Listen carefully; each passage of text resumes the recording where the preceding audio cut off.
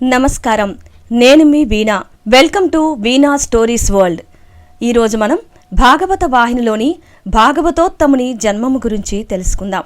వీరస్వర్గమునందుకున్న అభిమన్యుని ఆత్మస్వరూపమగు పరీక్షిత్ మహారాజు ఉత్తర గర్భమున పెరుగుచుండగా అశ్వత్థామ విడిచిన దివ్యాస్త్రము నిప్పులు గ్రక్కుచు అతి వేగముగా తన వైపునకు వచ్చుచుండగా ఎవరో ఒక దివ్యసుందరుడు హస్తమున చక్రము ధరించి అతి వేగముగా వచ్చుచున్న అశ్వత్థాముని అస్త్రమును ముక్కలు గావించుట గర్భమందున్న పరీక్షిత్ మహారాజు కన్నులారా చూచుచూ ఆశ్చర్య పరవశమందుచు ఈ విధముగా తలంచెను.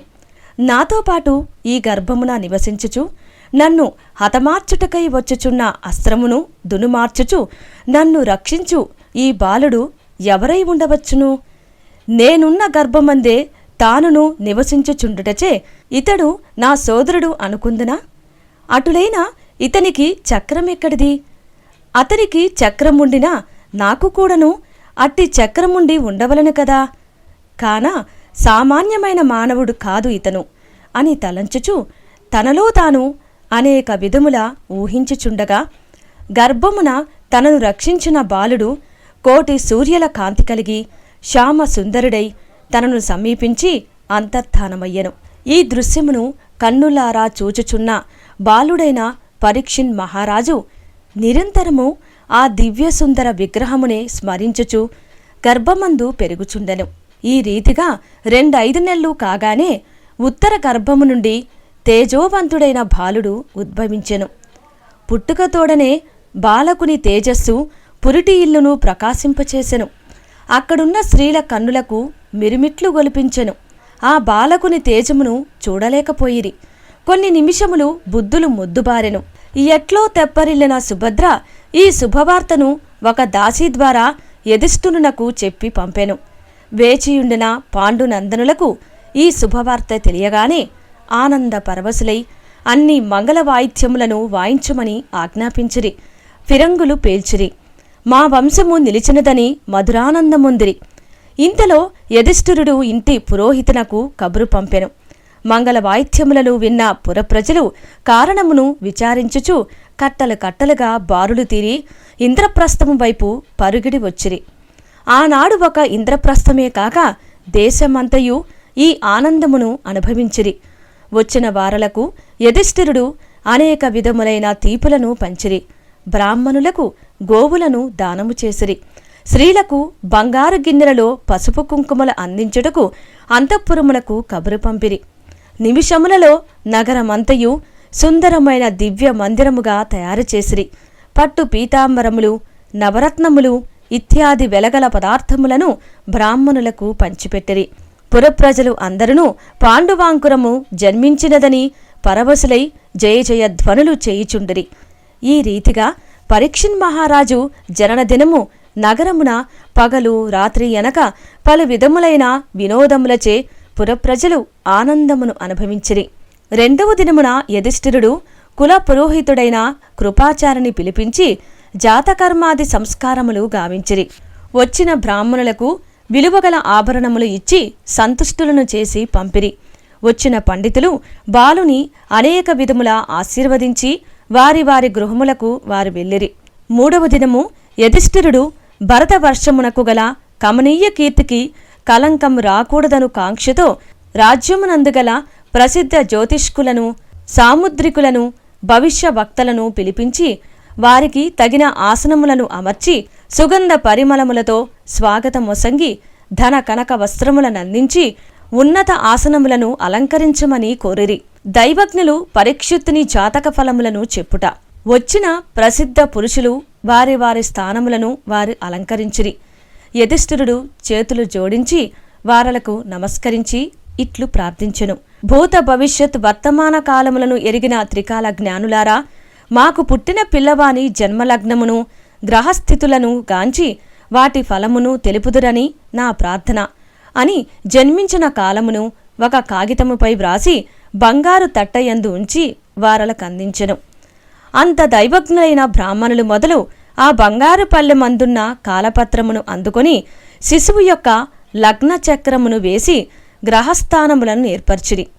ఎవరికి వారు ఆహా ఆహా అని ఆనందమును వెలుబుచ్చుచు ప్రసన్న చిత్తులై ఆనందమును అనుభవించుచు ఒకరికంటే ఒకరు దానిని వర్ణించుచు ఏమి చెప్పుటకును తోచని స్థితిలో మునిగిపోయిరి.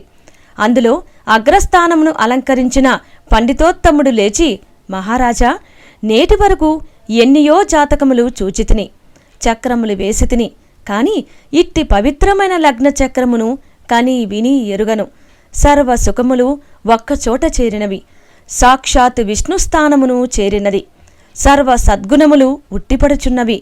1000 ఏటికి తిరిగి మీ వంశమున సాక్షాత్ మనువే జన్మించెను అనుటలో సందేహము లేదు అని కూర్చెనెను. యధిష్ఠిరుడు తన అదృష్టమును కొనియాడుచూ ఆనందమున చేతులు జోడించి ఈ రీతిగా జవాబు చెప్పెను. పెద్దల అనుగ్రహము చేతను, భగవత్ కృపా కటాక్షము చేతను, మీపోటి పండితోత్తముల ఆశీర్వచనముల చేతను మా వంశమున తిరిగి ఇట్టి పుత్రరత్నమును పొందగలిగితిమి.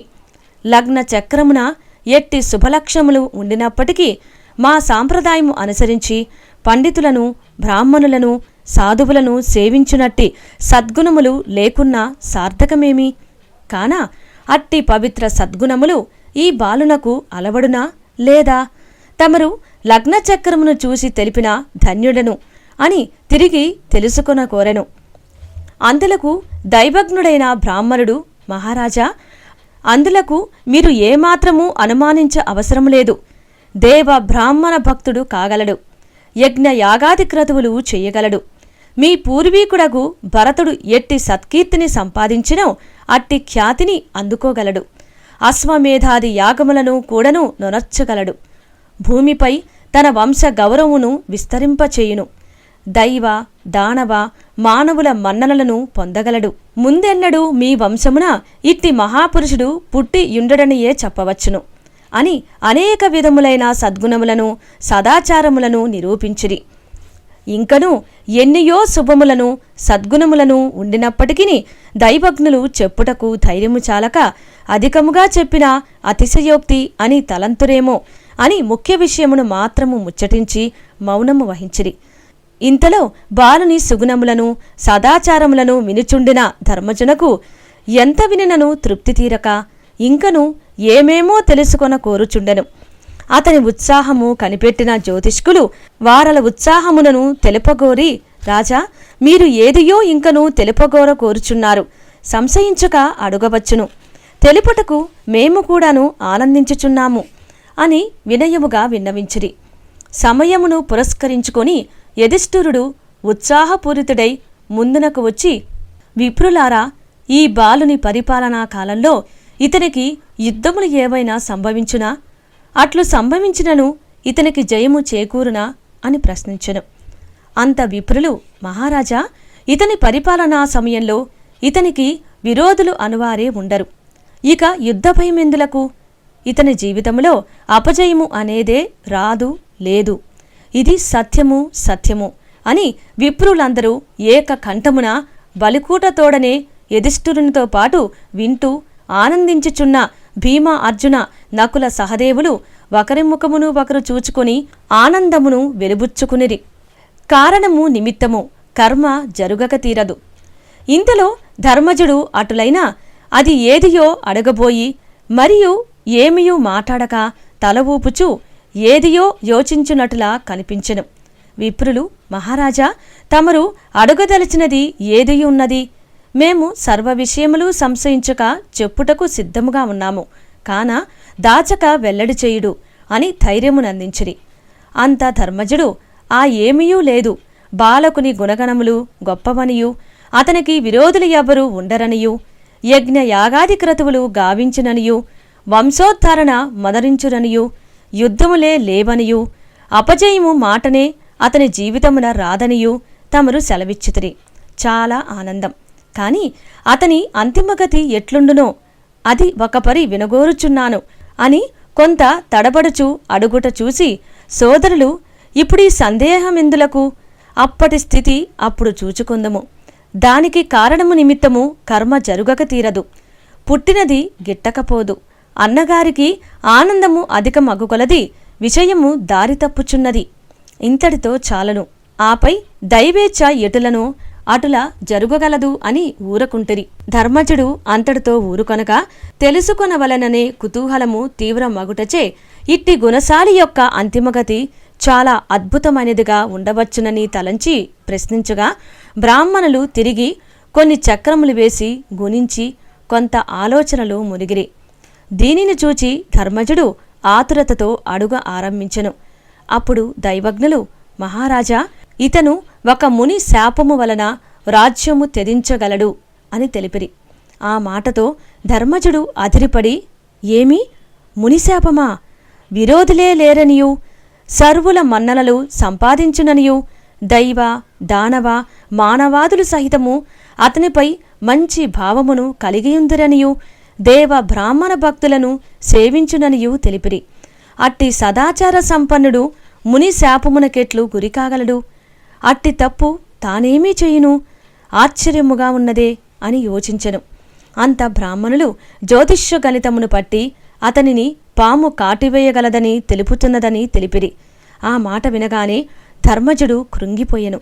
అంతకాలము అనుభవించిన ఆనందము క్షణములో సమసిపోయెను. విచారము పెరిగిపోయెను. ఇది భాగవతోత్తముని జన్మము. ఇంతటితో సమాప్తం. సర్వేజన సుఖినో భవంతు.